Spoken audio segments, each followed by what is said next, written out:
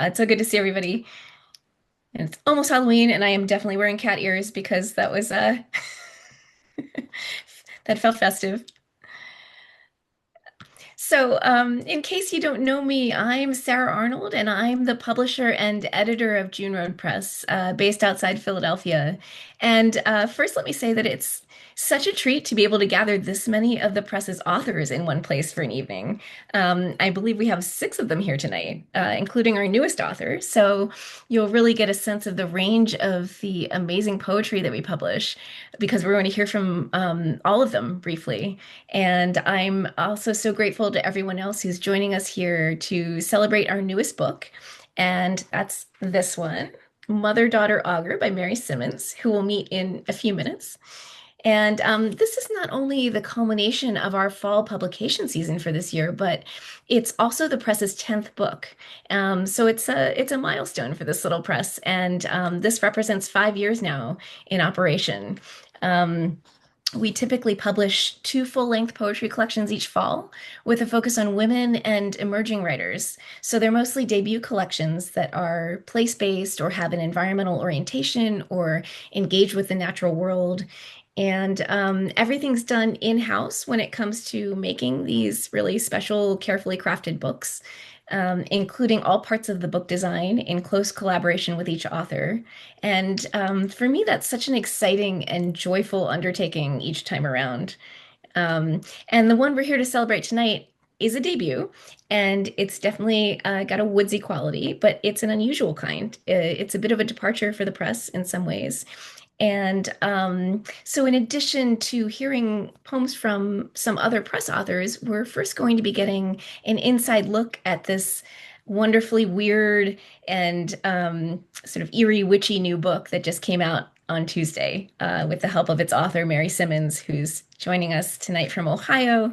And we'll put her bio in the chat to get some more details about her. Mary, do you want to say a quick hello so everyone can see your getup?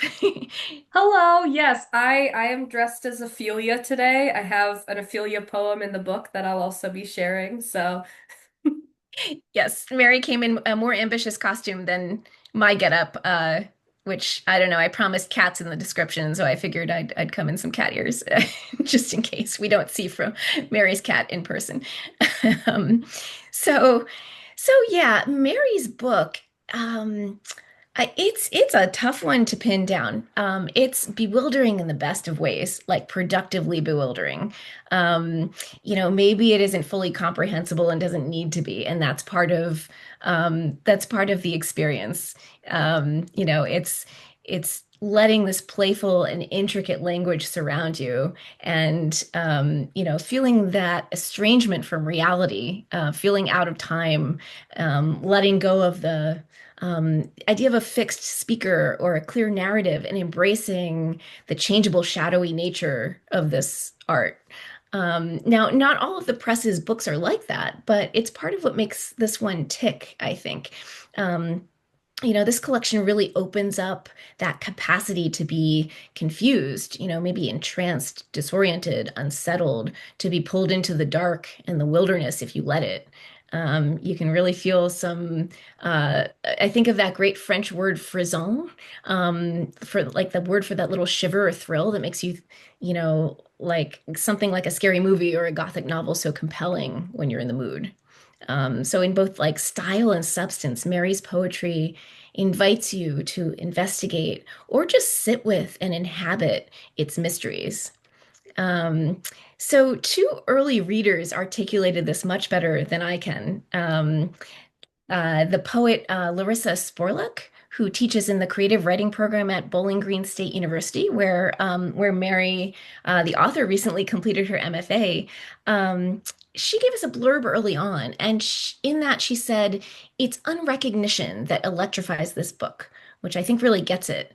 And she also characterized it as a celebration of the mess. She says, "Here, metaphor and madness share a seat." And then, yeah, I really love that. Um, Elise Noor, another great poet who wrote a blurb for the book, I think beautifully captures some of what it's doing, what it's about. Again, she says it better than I could. So here's some of what she wrote. She says this book is haunted by the spirits of mythological women ranging from Persephone to Eurydice to Ophelia and Lot's wife. Invoking an Irish pagan goddess as her muse, Mary Simmons sings of ancestry, girlhood, and the mysterious power of the feminine. She conjures a supernatural world of omens and auguries, of whispered ghost stories and dead women sleepwalking through the mossy woods. Set beneath a morning autumn moon to the tune of bullfrogs, rain, and wind, Simmons's poems unfold in forests teeming with owls, spiders, crows, and rivers that know your name. Against this uncanny backdrop, her speaker plumbs the grief of embodiment.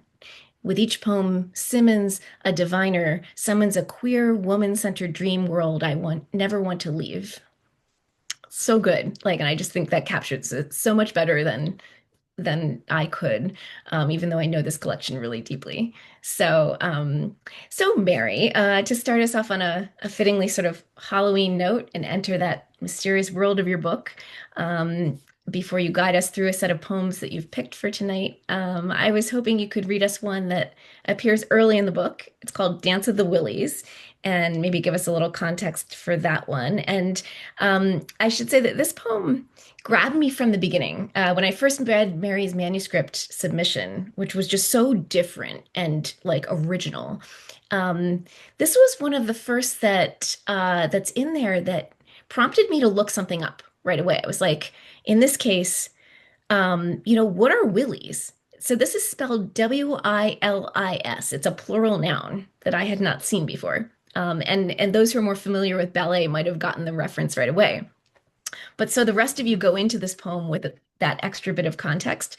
I'll read you the glossary entry that we included for this term. And we've done this for some of the other references throughout this book that might be unfamiliar to some readers. Because we thought it would enrich the collection. The reader can choose whether to use it or not, maybe return to a poem a second time around with that additional layer in mind. So bear with me. I'm going to read this. Okay, so willies are nymphs or fairy-like witch spirits from Slavic folklore, said to exist in a realm between the living and the afterlife, like ghosts. A key feature in the 19th century romantic ballet Giselle, where they are spirits of young women who died before their wedding day and must dance for eternity. So those are willies. Um, so with that, Mary, do you want to read us this poem? Yes, absolutely. Thank you, Sarah, and thank you everyone for being here. I'm really excited to celebrate my book tonight. Yeah, the glossary entry for Willie's really does capture kind of what they are, what's going on here. I specifically was interested in kind of the take in Giselle of these figures where it very much is these women who died before their wedding day, specifically who were wrong, jilted, otherwise hurt by men, and then creating this new all-female space that this poem takes place within. So this is Dance of the Willies. We are fabric in the wind and nothing more. Mothers pour our name into the hair of daughters while they sleep, and a fire crackles. It is winter, or it is not. It is love, or it is not. We are twisted willows in the dark, or we are not. Jewels ash between our lips, birding the cinders, stomaching our bittersweet. We snag on dead branches. We mist into light and body and each other's bodies, slap damp against the dirt. Nettle our graves. Bring tall meadow grass that grows through the ribs. Say nothing of what comes after. It is muscle, or it is not. It is lake wet hair, or it is not. Dust swirls from tight circled prints, gauze erasure in slats of moon. Murk away the flesh, feather teeth, sunder bone, Sway the blades of finger joints, port a bras in the dark, reach for a heaven, say nothing of the heart. If we unravel ourselves, we unravel to sift, to tremor. And then, as I teased before, I'm going to read my Ophelia poem, which, well, if I can find it, there it is, which, yeah, is playing both with Ophelia from Hamlet, goes crazy after her father's death, and her one act of agency is killing herself. And then the Millet painting, where she is, very beautiful and serene. I feel like I didn't help with this in that this ended up much more serene than I thought it was gonna be. I had plans for like dunking my head in water. That didn't occur. But basically, in this poem, I was kind of interested in playing with these classic renderings of Ophelia as, very beautiful and serene versus like giving her that power and that agency that the act of drowning gives to her in like the literary sense, like the way in which she almost is breaking a fourth wall and seeing her place within the tragedy and making a choice before the inevitable death coming her way anyway. So kind of reconciling those two things. And so this is Ophelia. I do not fill my bath with flowers to be her, but because I want her. Some elastic part of me believes I could save her from drowning in blank verse, sink into murky waters, and I know I'm dying, drowning daily in this still pool and filling my lungs with promises. Choking lilies in scalding water, petal from petal, the mirror fogs, shallow with nothing. And I am too young to understand grief as anything but longing. I do not want her beauty, her serene float across death, her oil paint acceptance. I want her flood gas, her bloated voice drunk on all she's lost. Want her blue lips, her fingers white and frozen, her ribs flush against skin, skin flush against fabric. Want her to sink and spoil and live again, furious and shaking, not fearful, but feared, doom bringer, raining violets from her hair, peeling violets from her eyes, shedding remembrance in petals and smoke. I lean over my knees and wonder how much bathwater I could swallow and still be a body.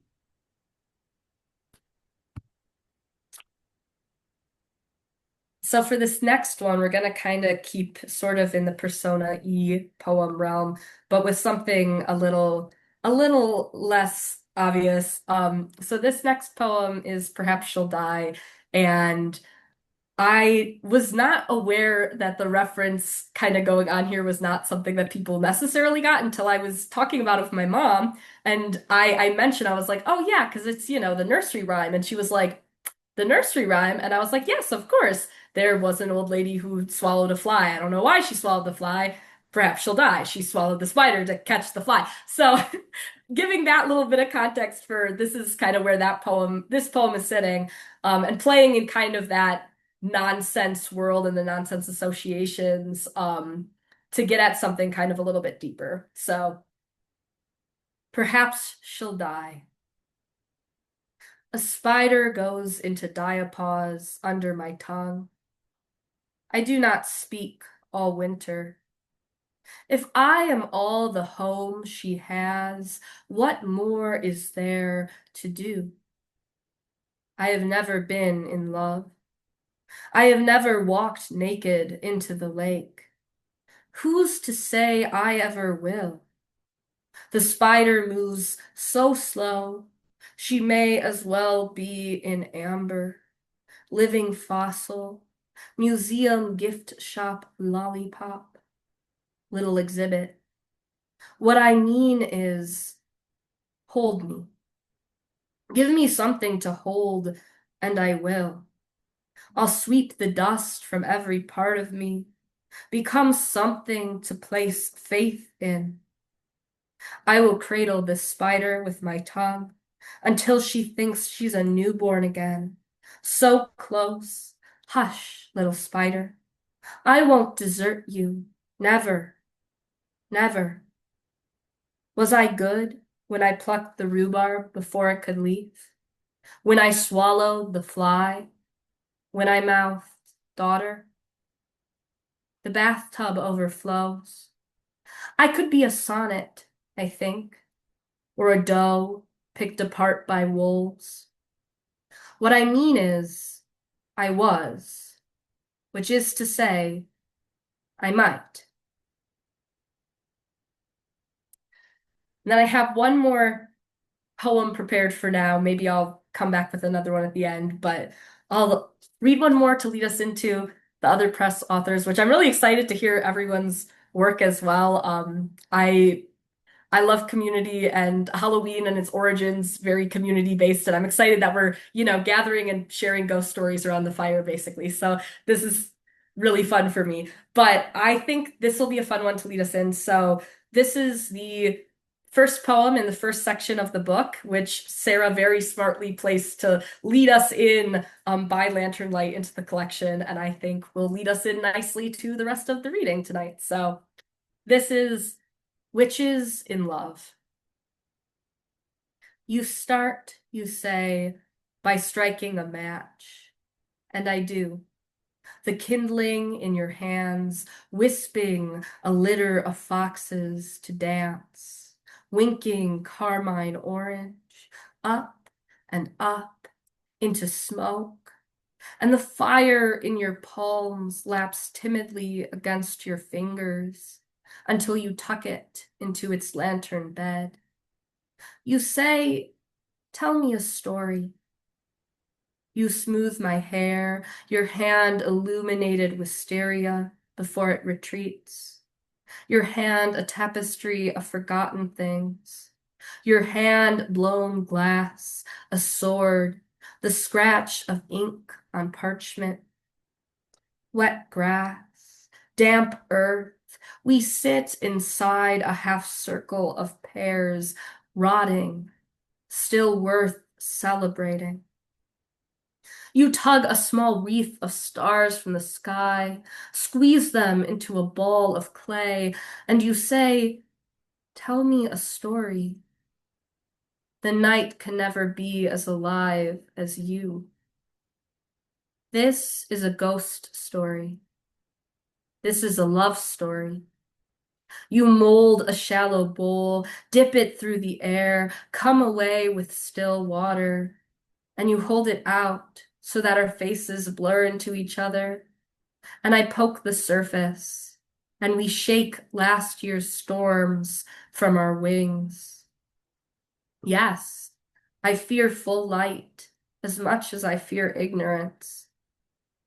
I tell you of fields of lavender transformed into women, transformed into crows for being ungrateful, transformed back into women for being homely, transformed into swans for talking too much, into rabbits because the children are going hungry, into redwood forests for safety, into women to teach children morals, into stoats for obedience, fire for forgiveness, women for mercy, wolves for reclamation, stars for the unburdening.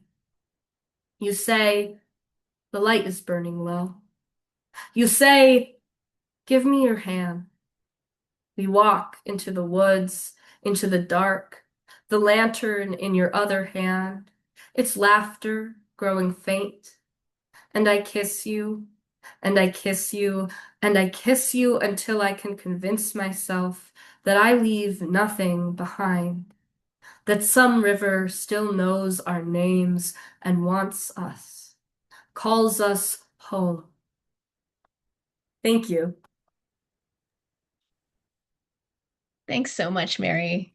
I love hearing you read these. This is true every time I hear any of the press authors like read from their books, it brings it alive.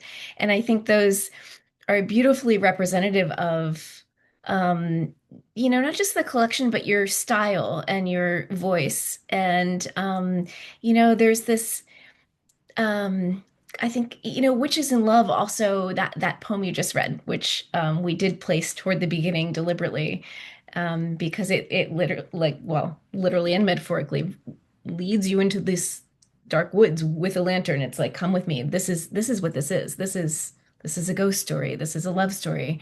I loved that.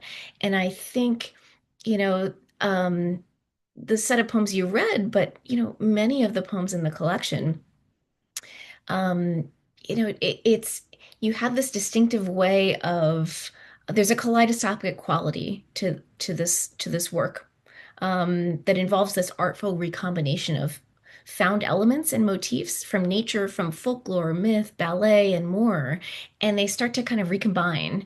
It's such a cool thing.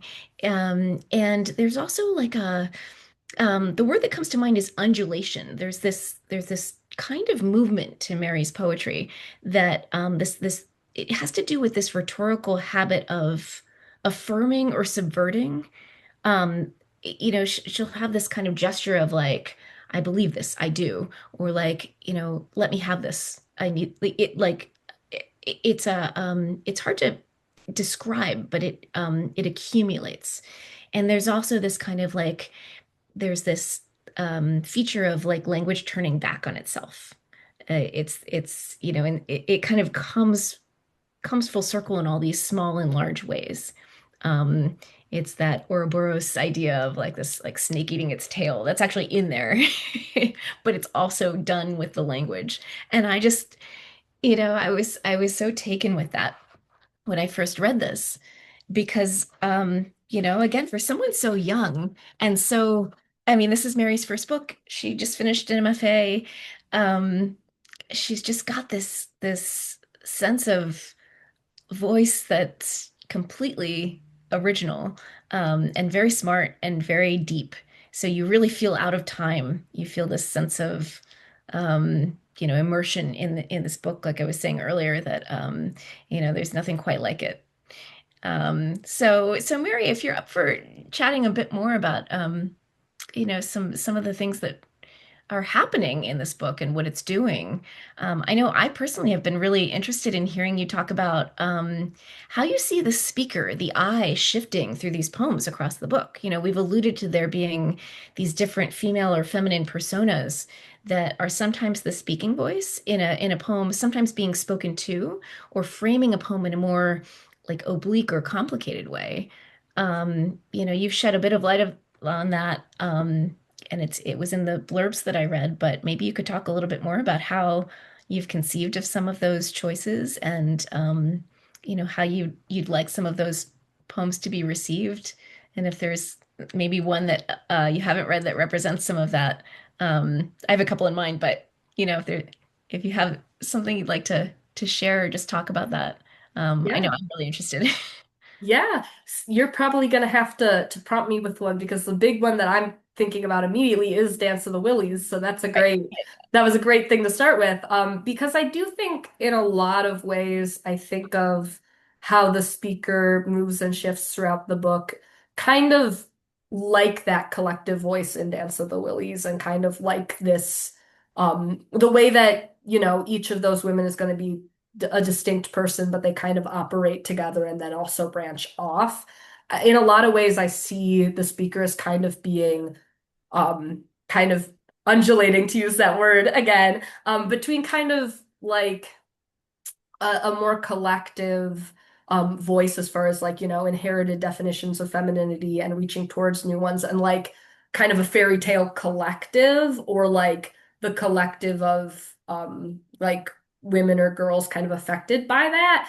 And then there are other moments where it's very much a particular persona or a very particular experience of that like inherited storytelling, and how that affects people, that like it's very individual, and then sometimes it is more that like collective, and kind of that's how I see it playing in a lot of ways. That so yeah, Dance of the Willies was my immediate thought for that. If you have one that you'd like to throw out there.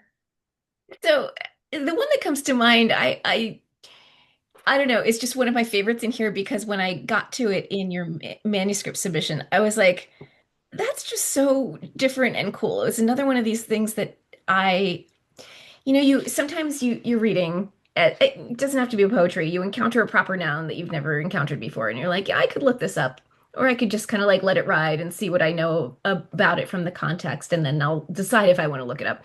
We all have a phone at our fingertips, so it's not that hard to look something up.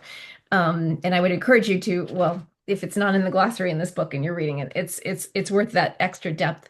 But I'm thinking of Julia Tofana. I knew you were gonna say that as soon as you started saying that you. I'm somewhat predictable by now. Well, you know me, but I know you um, pretty well. so there's this. It's this beautiful standalone poem, but it's also very fitting for the collection in vibe, for lack of a better word. But also just here Mary has taken this little kernel of something from. Well, I'd be curious to know where you even encountered because I had never heard of this person. I don't want to give too much away. Yeah, I'm going to be so honest with you because I have wanted to be able to do this at some readings and talk about like where I got this from. And the thing is, when I sat down and was like, how did I find her? Like, how did this begin? I was like, I couldn't actually tell you. I remember I wrote the first draft of this poem for a class in grad school, and we had like a kind of specific assignment. And I don't remember the specific thing, but I know we were kind of reaching for a certain vibe, a certain energy, and that's kind of why I went with this like anaphora poem and kind of playing with this weird figure. And I must have, all I can figure is that she was mentioned in some textbook or something, because I know I saw the name and a little bit of a reference and like got interested. Like I remember more so just doing research on her and being like, this is really cool. I really like this. So to give a little context, she is in the glossary, but Julia Tofana was, wait, I am gonna use the glossary to get the details right. Yeah, she was a 17th century Italian professional poisoner, who basically she was a part of like an underground ring of poisoners who like helped women get out of abusive or otherwise unadvantageous marriages. And what I found really neat about it was that she seemed to inherit it from her mom, who inherited it from her mom. And like there's a lot of things to suggest that this was the family business, was creating poisons to help women out.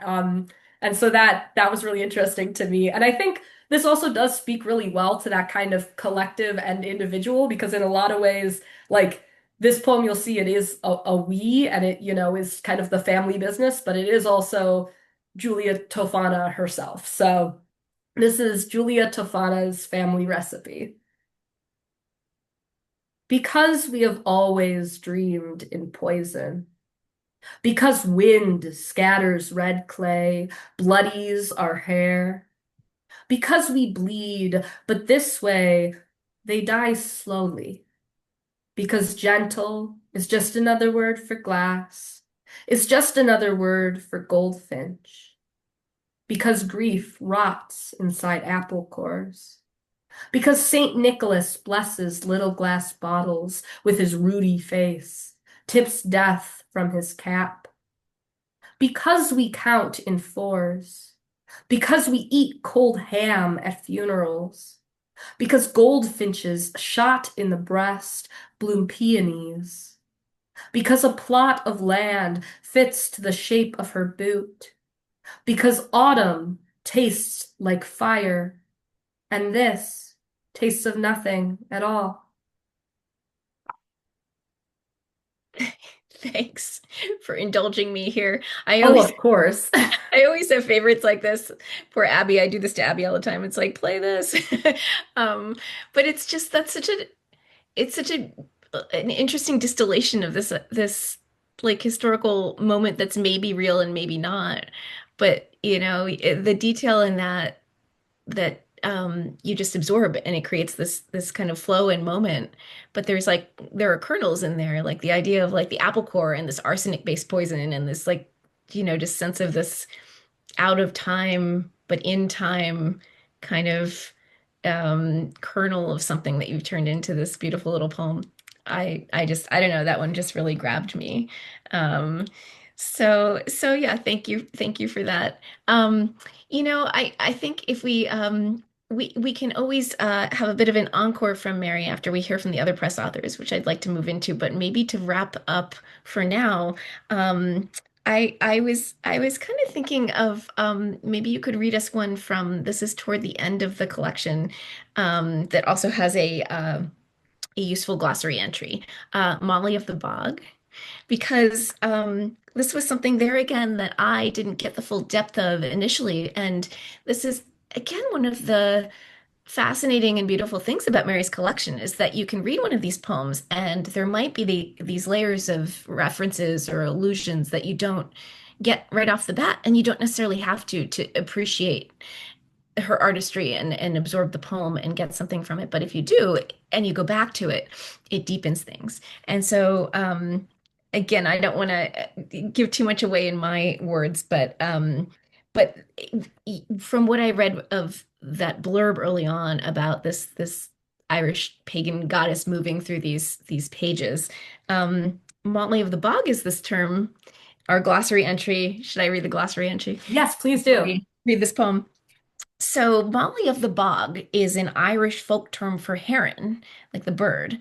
And another term like that is Long Mary, which I had never heard of. So there's these echoes of Marys. Obviously, Mary herself is a Mary, but there are named figures in the book. There's a Bridget that has these echoes of something deeper moving through, and there's a Mary as well.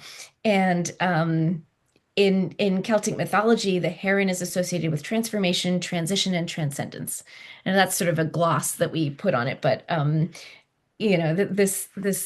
are swans and other birds throughout the book doing really interesting things, especially swans. But this is this late appearance of this heron, and I think this is just this beautiful little poem that it's gorgeous as a standalone poem, but also it's doing a lot toward the end of the collection to bring some of those things back together. So yeah, you want to read that one? Yeah, I would love to. So, little other fun fact about this poem. This is the most recently written poem in the collection. So I like that you said late appearing heron because it kind of was. It was the late appearing heron for this collection that kind of ties that end bit together. So, You know that. That's a nice extra fun fact. yeah.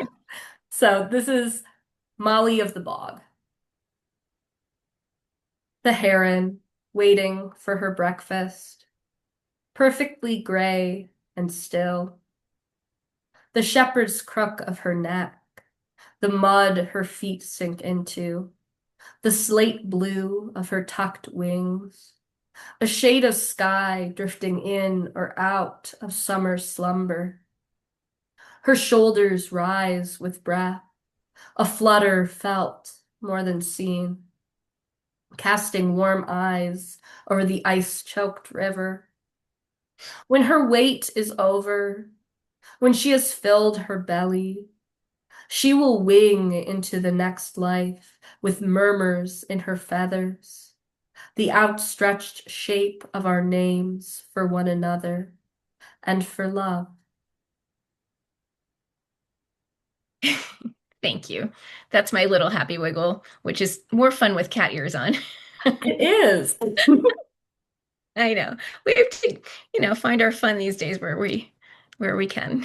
So, thank you so much, Mary. And we can hear some more toward the end if we have time or if we have questions. But um, I'm just so grateful we could hear some of these poems read in directly and hear from you about them.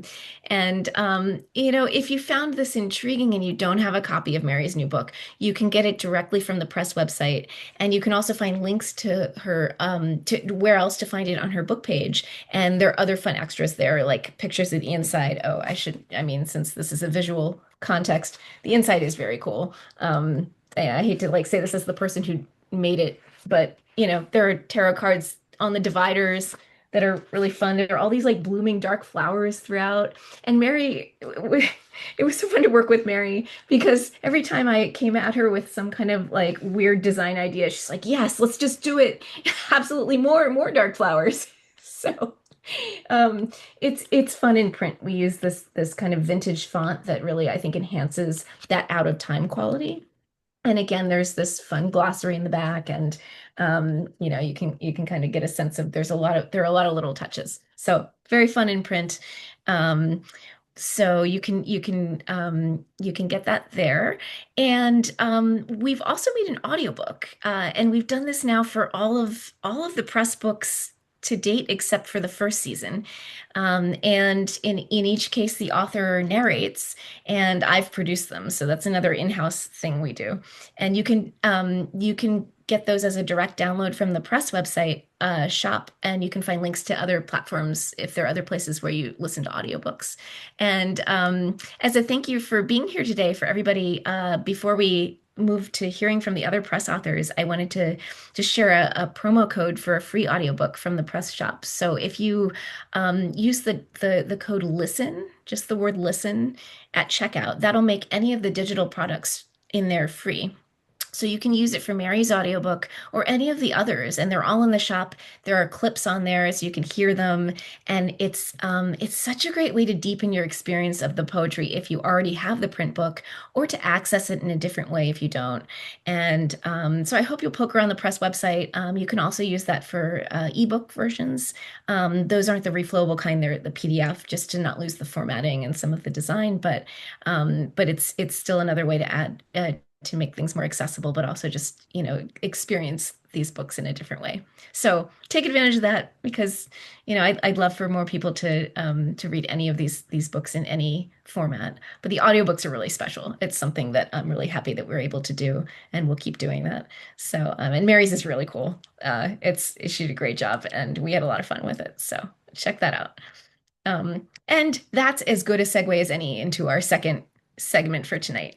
Um, I mentioned that the other thing we're celebrating, other than this exciting book launch, is that this is the press's 10th book, and that feels like a significant milestone to me. And it's so gratifying to have a bunch of the other press authors here to help us, mark that moment, and not just get in the Halloween mood, but share some poems. So I asked each of them to bring a poem or two of their own or someone else's that loosely fit the kind of Halloween Eve vibe for tonight, maybe involving literal or metaphorical ghosts, or a piece that's haunting in another way, or just autumnal.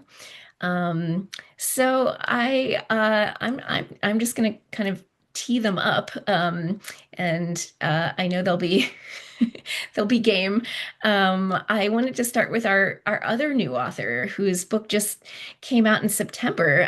That's the other half of this year's two-book publication cycle, and it's this gorgeous thing. This is Level Watch by Mary Ardery. It's phenomenal, and it's completely different from the one we've just been talking about and exploring. It's more narrative, it's place-based in a really specific way, it's set in the Blue Ridge Mountains around Asheville, North Carolina.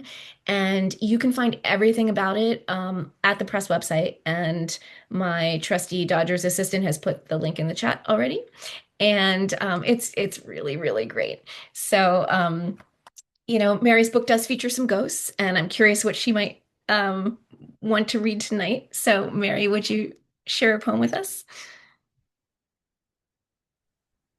Yes. Mary, congratulations on your beautiful debut. Um, I'm going to read there's a series of dream poems in the book. And so I'm going to read one of those because I felt like speaks most closely to the world of your book.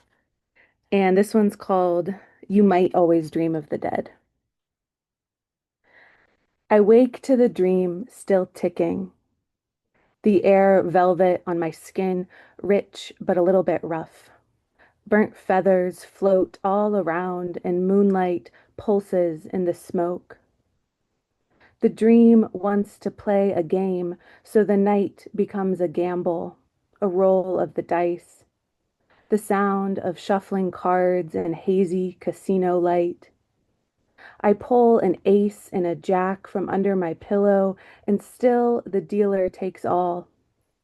How do I win? I demand to know. The dream does not console me. It slides to the floor, coating the carpet, a moat of lava, so I can't leave and find my keys, can't head to my car and drive, keep driving. I dive beneath the covers. The dream follows, burnt feathers piling up beside me, warm and long like a body. The ticking grows louder, trying to measure time, trying to warn me. I inhale and feathers fly into my mouth.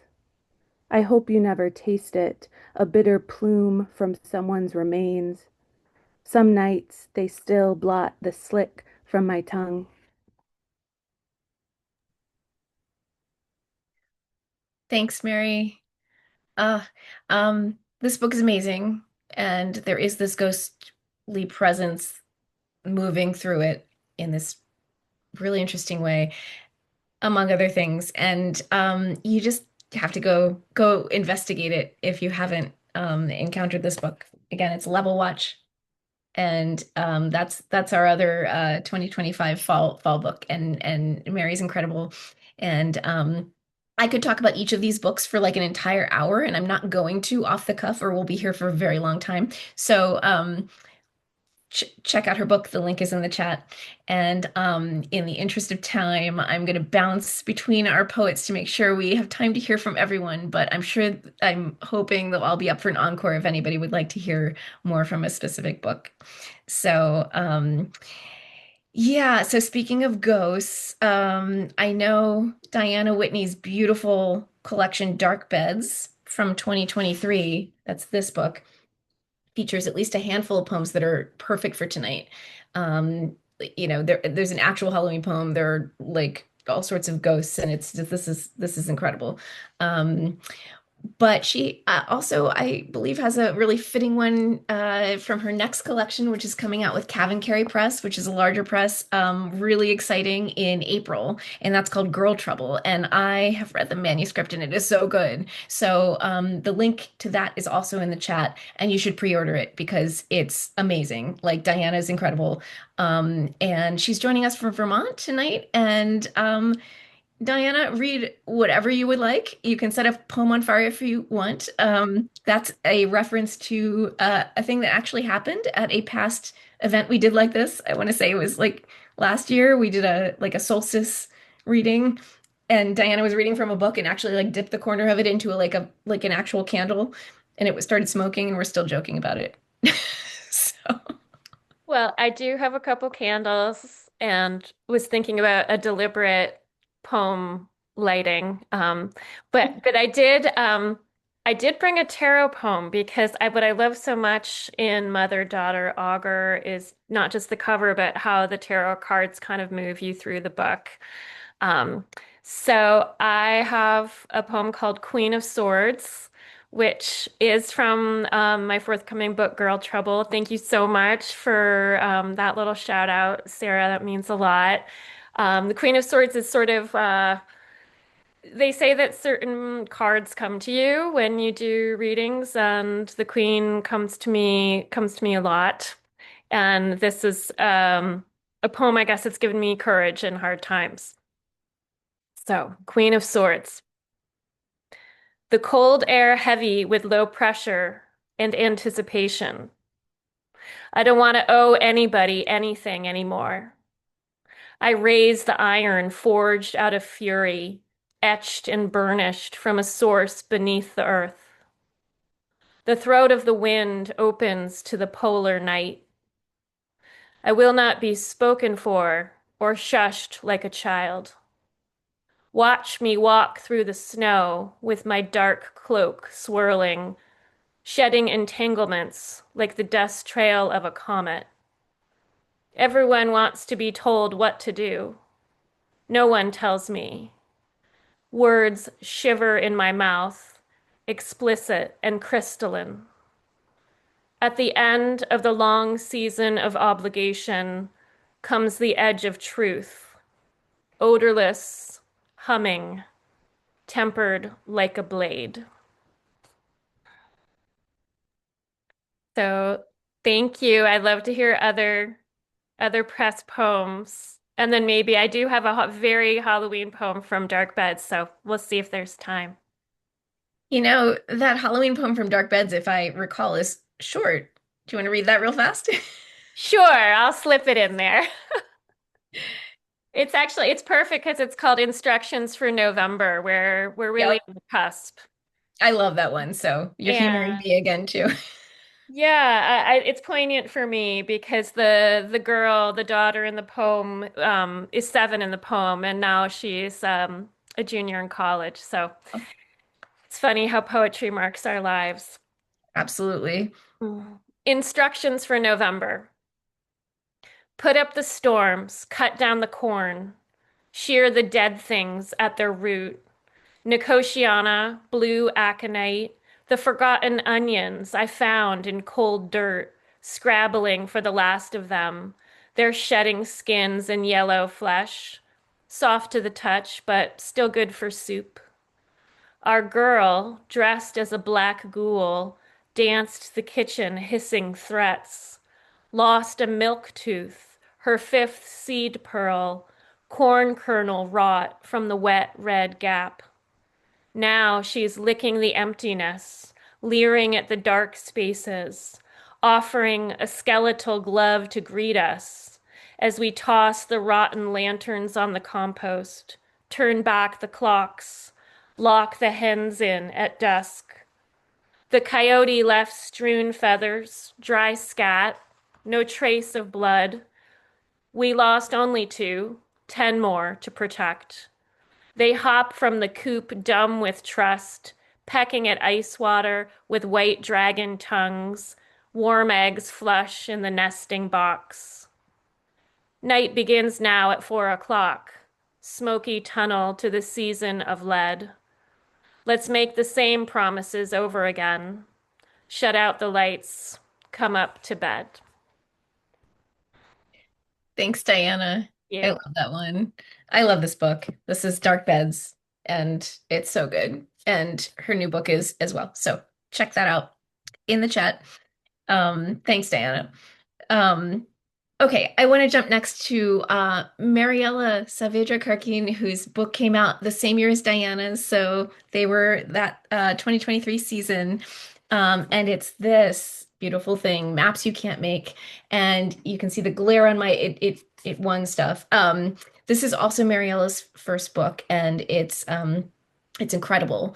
So much so that it was a finalist for the Colorado Book Award in poetry. And Mariella is joining us from Colorado. Mariella, you up for sharing a poem or two? Yeah, thanks so much for that intro, Sarah. And congrats, Mary. Really enjoyed your reading. You have a great reading voice and great rhythm, as I mentioned in those poems. Um, I have two. This is always tough for me to decide on these things, but recently my partner and I, we just got the new Ada Limon. Oh, can you see that? The new Ada Limon Startlement book. I know it's a little blurry there, but he actually read this poem that I'm gonna read from Ada Limon, and I think it connecting to the idea of ghosts and feeling haunted by people that are no longer with us.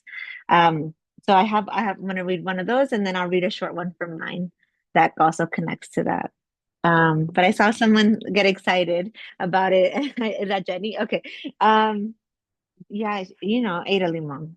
One more day I have to say that. Okay. So this one is called Marketing Life for Those of Us Left, for Jessica Yen. Stuck in the answer of day, all we've got are these people to rely on, and trees, and the grasp of a river in the mind. High hillside of home, I'm waving from the cement center. Can you see me? All the beautiful girls in the office are laughing, and I laugh along. And all of us good people, honest and clean. And what puts the mean in some of us? Sumptuous mountain, midnight milkweed, come to the valley of neon and no crying. I've got this big city in me, pretty on fire, pretty high wired. It's been a year since Jess died. She said, I always knew it would come down to pills in the applesauce. And the house is not haunted, nor the office. I wish they were, don't you? We were wilder before. See-through shirts and model boys and bouncers in hotel lobbies across the country. Who knew it would be hard to live to 32? A friend says the best way to love the world is to think of leaving. We're all in trouble, you know. Piles of empty stars we've tossed aside for the immediate kiss. Push me around a bit. Shake my pockets. I store everything in my mouth. I'm gonna make an apple out of plastic. Gonna make a real star out of the apple. Then I'm going to sell it to you. I'm gonna tell you it's the most important thing. I'm going to tell you I'm sorry. I'm going to crash on your communal couch of unwanted. Let's say bloom. Let's say we're a miracle of technology. It's harder not to say anything. It's all we've got. Say it, pinch me. You're here. So am I. So there. This one is by Ada. And then one of mine um, that I'll be reading is called Past. We say past, not dead. We say past, not dead. We say past, not died. At 68, a woman like me died so young, but here they wouldn't say young, because statistically women of color do this. She was supposed to live till she decided she couldn't, till the brain forgot. So she did crosswords and read every book I mentioned and was in college again, because why not? But her brain did this thing we didn't know. It grew in parts. It shifted 14 millimeters to the left, or was it to the right, and was submerged. Something about the brain stem flooding. I saw blood go in and out of the open drainage system they said would prevent more strokes. Her brain was exposed. No, part of her skull was taken. Eventually, her head sunk in on the left. The thinner she got, the closer her brain seemed. I worried the edges of her skull would poke through the skin, that at any moment we would hear a pop. I don't know how to treat an open brain. I don't know what to say about a flood like this. I don't know how to make the bleeding stop. Thank you. Oh, thanks so much, Mariella. Those are great choices. Like, just, yeah. And Mariella's book, again, the press website, you can find this, everything about it, clips. Her audiobook is amazing. It's so good. This is just such a gorgeous, like, exploration of grief and other things that it's just really necessary. It's such a good book. So check that out if you liked what you heard and curious about Mariella's book. So thank you so much. Um, I wish we had more time for each of these books, but we'll have to do another big reading at some point. I was hoping we could hear next from Hila Ratzabi, who's one of the press's foundational authors. So her book was the very first that I picked from an open reading period and is still the press's bestseller. It's our, like, sort of foundational book. And it is this. There Are Still Woods came out in 2022, and it's Hila's first book, and it's a brilliant collection of eco poetry that won gold in the Nautilus Book Awards, which is a really interesting award. And Hila is joining us from the Chicago area, and I want to make sure she get her kids to bed soon. So I'd love for you to read us a poem or two. Thank you so much. I'm so excited to hear all the other authors and to discover both of the Mary's new books. And I can't wait to get my copies. Yeah, this is great. And it's funny. At first, I was like, wait a minute, which poems do I have that are related to this theme? And then I was like, oh, of course, there's actually a bunch of them. So I have a goddess in my book named Sedna from the Inuit tradition. And I love her. And she is one of these, just thinking about some of the things that Mary Simmons earlier read and talked about. She's just a woman mythological character that really spoke to me, specifically as I was like writing about climate change. Um, the very quick story of how she became a goddess is that she was meant to marry this guy who turned out to be a raven, or Raven, the character, in disguise. He took her away by force. Her father got upset that she married the wrong guy, chased them, and Raven then caused a storm that, as they were running away by boat, that was causing the boat to almost topple. And so, in order to appease Raven, who is actually one of the gods, her father throws Sedna overboard. She holds on to the side of the kayak and he cuts off her fingers. And then she drowns. I'm sorry, I know it's terrible. And like clearly has so much symbolism in it. And then her fingers become all the different types of sea creatures. And so that's sort of an origin story for the sea creatures. And then she sinks to the bottom. She's pictured as almost like a half kind of mermaid type, and she's also large. And she lives at the bottom of the sea and she controls the sea creatures. So whenever the tribe is having trouble hunting and the creatures are not available, they have to appease Sedna. And one of the things they do is they wash and comb her hair because she has no fingers. Of the shaman of the tribe in their shamanic trance or whatever combs Sedna's hair. So anyway, it's an amazing story, and I've got, I don't know if I should read both. They were short. I'll read both of them, I guess. Okay. Sedna, the Arctic sea goddess. The men fashioned their bitch goddess into a fat girl, daughter of Anguta, creator god, angry dad. In every legend, your father throws you to sea. You cling to the kayak. He cuts off your fingers. You drown. Your fingers become seals, walruses, whales, creature fingers sprung from sea blood.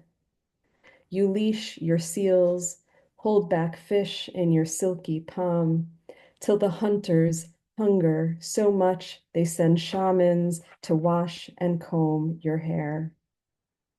Only a man's goddess would lose use of her hands.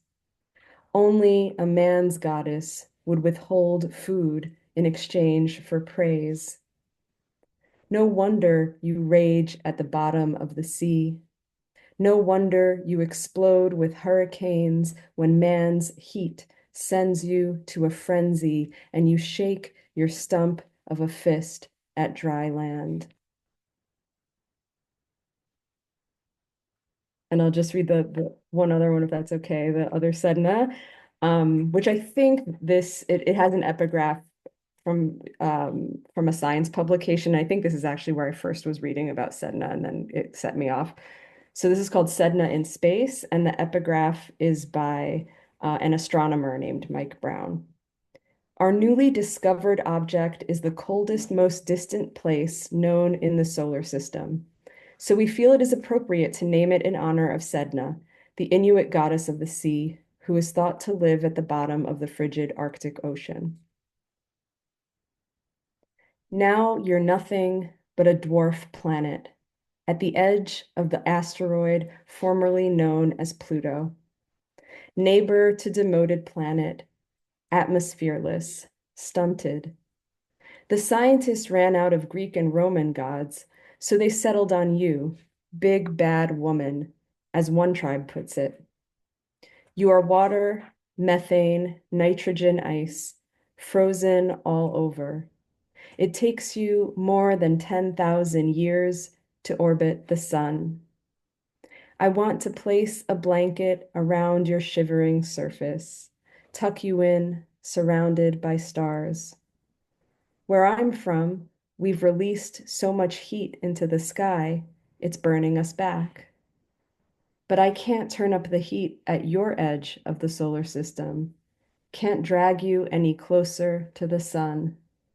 From your corner, the sun is a wink of a star, so small you could block it out with the head of a pin. Just look what a nothing it is next to you, big girl. Thank you. Thank you. Those are really clever choices. I've been curious about what you'd each pick, and like those are great pair. And that one in particular, that epigraph, that Mike Brown guy was actually like an academic at Caltech when I was working there. He's the guy who demoted Pluto. He's like infamously. I don't think he's ever lived that down. Yeah. So that's just it's this just gorgeous set of references and Hila's book, so good. Check it out at the press website if you haven't already. It's amazing. And I'm so glad you could be here tonight. And Hila will be at AWP. We will be there in Baltimore in the spring. We're gonna have a fun set of the current press authors there. And yeah, so if you're planning to go, it's gonna be a good time. Anyway, okay, I am aware that it's 8:30 already, and I wanted to wrap up this set of readings with our other foundational author from the same year as Hila. Like this is my good friend and just extraordinary poet Hannah Lee Jones. And this book really made a splash. Racked up like 6 prize nods following its publication 2022. It's called When I Was the Wind, and you can get a deeper sense of it at the press website. But for now, we have Hannah herself, who I'm hoping will share a poem or two with us. So, Hannah, you want to take it away? Sure. Yeah. Hello, everyone. It's so refreshing in this time, a very stressful time in my life to be able to see everyone's faces and take in some poetry and relax a bit. So, so it feels really good to be here tonight. And congrats, Mary. I love the poem about the spider, because I was talking with a friend recently about spiders and just this aversion that so many of us have to spiders. But in your poem, there was this felt sense of just affection for this creature that, gets a hugely bad rap. So thank you for that poem. And tonight I'm going to take things in a slightly different direction. I love your little cat ears, Sarah, and we have a mutual affection for cats. And I wrote this poem last night. This is just all raw and new. So I'm going to share this. It feels a little vulnerable. But and then I'll follow that with another cat poem. So if that's okay. This poem is called Twilight Reconstruction. Thirst of the heart. This pushing and shoving world, cowed by blackest night, in which my brother's cat sinks onto the fleece throw at my feet, clueless as to loss. He's going blind. The vet's gentle voice reassuring me that he should adapt easily because he's so young. It's small consolation, and it's all for me as I watch him chase a stray kibble across the floor. He'll never find it.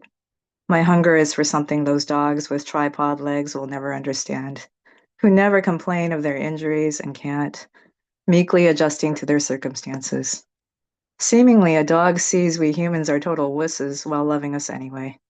Seemingly, my brother's cat palpates my pain, registers all my quailing as to why the light always tarries.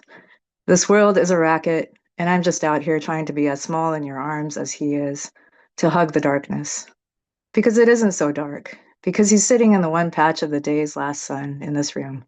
And I swear there's an orb rainbowed over his ears, just in front of where a couple wings should be.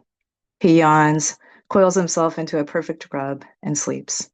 O Lord, today I have heard a good word, and it arrives quietly in my soul as 2 milk-dipped paws, pulsing right and left all their joy, their satisfaction in you, this blazing thirst in my heart.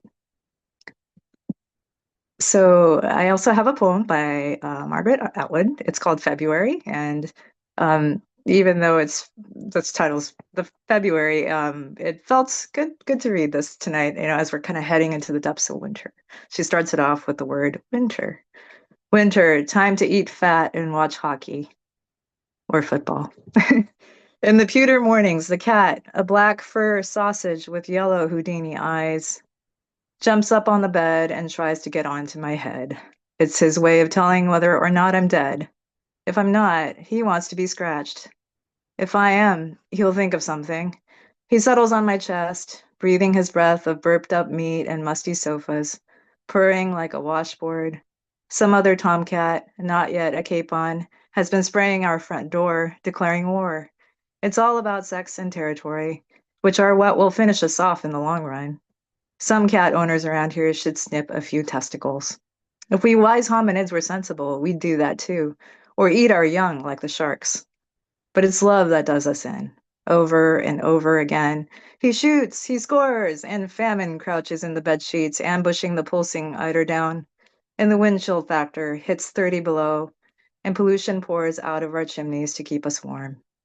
February, month of despair, with a skewered heart in the center.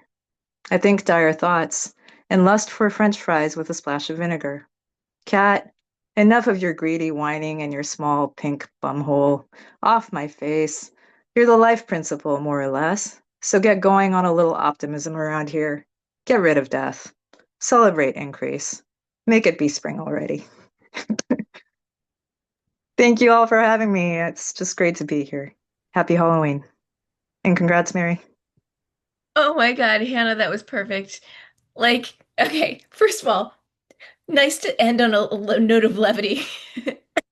Second, we needed to bring more cats into this mix. I mean, like we're all like, well, not all of us maybe, but I am definitely a cat person, and I know Mary, our newest author, Mary Simmons, definitely is as well, and I know Hannah is, and like it's just nice to have some cats in the mix. If I couldn't like grab my own cat who would really not be into it, like bring him into the mix. But oh, that new poem you shared just like made me tear up. I need a copy of that. That's amazing. That's perfect choices for tonight. And I'm so glad you could be here. Um, I know it's been a rough stretch for a lot of us. And it's just I find it very I don't know, healing maybe isn't the right word, but sort of just bolstering to be able to gather this way, especially with these authors, because each one of them has made me a better person. Like I have learned so much from making a book with each of these women, and it is just really kind of like the great joy and honor of my life to be able to do this. So thank you all for being here and sort of sharing poems with us, and to each of them for doing that. And um, if you need to leave, feel free. But with any time that's left, I did want to invite anyone to chime in with a question for our newest author, Mary Simmons, or any of the authors you've heard from, or me, if you'd like to. Or even share a poem in the spirit of Halloween before we all go off and have the rest of our evening and I don't know, watch the Dodgers or whatever we're about to do. So feel free to raise your hand or put a question in the chat. And I will also be in touch with a couple of you. I'll pick some random names from people who were here for some giveaways to send you some a book of your choice. And again, the promo code for a free audiobook or ebook from the press shop is listen, just the word listen. And hope you use that because these audiobooks are amazing. And I'm really glad we've been able to do that, and we'll keep doing that. And the last sort of housekeeping note is that if anyone here is a poet and considering submitting and curious about the future of the press and our next publication cycle, um, I'm going to mix things up a little bit in the next year and publish an anthology instead of the usual two single authored full-length collections. We will continue that. That's not the end, but this is sort of an interlude because we're at this juncture of like the five years, 10 books. So look for information about that on the press website. There's a submissions page, easy to find at the top of the menu. And it'll be on, if you're not on our mailing list, I'll make an announcement there as well. This will be in about a month, so by early December, maybe earlier. And I'm fleshing out the details, but it should be really fun. It'll build on everything that we've done so far and some of these voices, and every press author who you've heard from. All the press authors so far will be included in the anthology. So it'll be kind of maybe a kind of tour. There may be it'll definitely be place-based, sort of maybe a road trip kind of theme. But I'm still working that out. But it'll be a fun a fun sort of interlude. So stay tuned for that. Sign up for the mailing list if you're not already. I don't send frequent updates because no one likes a ton of email. So it'll just be occasional things that are fun and um, news about the authors you've heard from when they have news and new books. And yeah, if anyone has any questions or would like to chat more about anything specific, or I can make Mary Simmons give us an encore. Diana. Okay, Diana, what would you like to? I had a question for Mary Simmons because I'm so enchanted by your book. And I know you said you weren't necessarily sure what the origin story of the one poem was, but I'm just wondering, do you have any books or source materials that you kind of return to for inspiration for your poems? Anything. I would just love to find something that would be that kind of evocative source for, all different myths and goddesses and witchy things. Yeah, a lot of ballet, obviously, in the book. A huge one. Yeah, Giselle is probably the biggest, but ballet in general has been big. But as far as like witchy vibes and something that was kind of an inspiration for some of this and has been inspiration for like some of what I've been working on since is actually the Cunning Man's Handbook. Ooh. It talks about like folk magic, kind of like Celtic, British, UK-ish, the kind of like white magic that is like cunning folk magic. So the Cunning Man's Handbook, I believe that's what it's called. Julie will correct me if that's not the correct title of it, but yeah, because I stole it from my sibling Julie. But yeah, so that's a great one of just goes through a lot of the different like the white magic, the cunning folk magic that's really fun and interesting. So yeah. Wonderful. Thank you so much. That was Yeah. just what I was looking for. Thanks, Diana. That's really fun. I didn't know any of that. Um, uh, Michael has asked Mary, do the Selkies make an appearance? Yeah, yeah. First, hi, Garriga. Second, yes. The poem Tide Pools is a Selkie poem. It's not really like overt that that's what it is, but it does directly say seal skin in it. So they didn't go away, don't worry.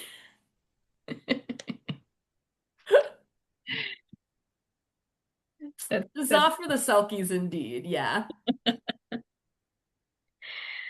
I I'm trying to think of a kind of closing poem. Do you have one in mind that maybe you could read for us, Mary? Like just sort of like conclude things from your book, Yeah, I had one in mind oh, and perfect.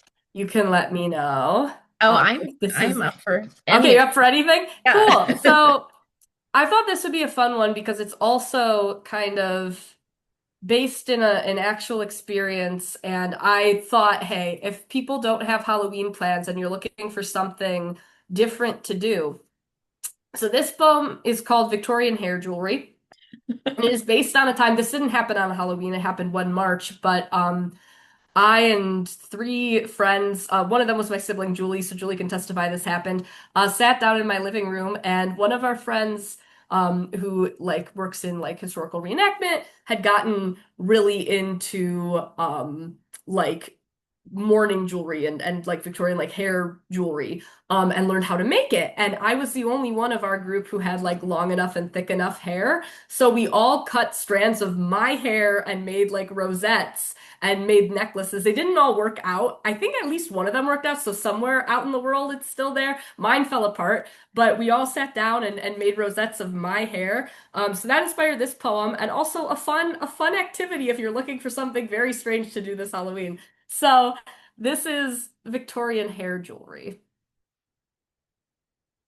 In the small hours, dead women pass between aspens. Their footsteps crunch in the forest, slumbering above my head. I wear my death from the crown, wisping burial shroud growing darker, each year mud from the roots. Bridget snips strands of my hair with birded embroidery scissors, wings flashing, beak gnawing, loosing fibers. In the small hours, dead women press my hair to their frostbitten cheeks, and the four of us sit in a tight ring and weave gold wire through my death strands, and we sing without moving our lips. In the small hours, I know what it is to shrink. Dead women wreath my brow in honeysuckle promises, a blonde inherited from Sunflood's grief, and we wrap rosettes around knitting needles, flat flower my hair. Morning begins before life does. Morning ends before morning begins. Beginning mourns split ends, swept into a basket and left out for the crows. Each of us carries a ribboned bundle of my death. Each of us mourns what grieving mourns, when grieving stops mourning our flightless things, the wings we gave up. Waxen, we blink. In the small hours, I wander graves to be surrounded by all those dead women. Butterflies molt against my fingers. To wear this body each day is a taxidermy of blunted knives. To bloody my knees, to swallow my hair. In March, I start to shed palmfuls of daffodil bones. These curses begin and end with me. Every sever a salt ring door. Around our necks, in our pockets, under our pillows, my ghost body, flaxen and studded with time. Thank you. That's a good concluding one because it's distinctive and it's I think characteristic of this collection. It's just one of those like you look at Mary's table of contents and you're like, there's a poem called Victorian Hair Jewelry and Hedge Maze and Witches in Love, and you're like, okay, I know what I'm getting into here, but do I? And it's good stuff. I didn't know that there was like a real life origin story to that one. I mean, you don't need to know that, but it's an added layer. And shout out to Julie because from what I've heard, they're doing a lot to support the book and spread the word, and I really appreciate that because I want as many readers to find this book as possible who like will find it who that it will resonate with. And that's true of all of the press books because they're individually and collectively just so amazing, and so are these authors. And I'm so glad you could all be here. It's such a treat. Like I said, we rarely get to gather more than a couple at a time, and yeah, I'm really glad you could all be here with us to just get in the Halloween kind of mode and celebrate this book.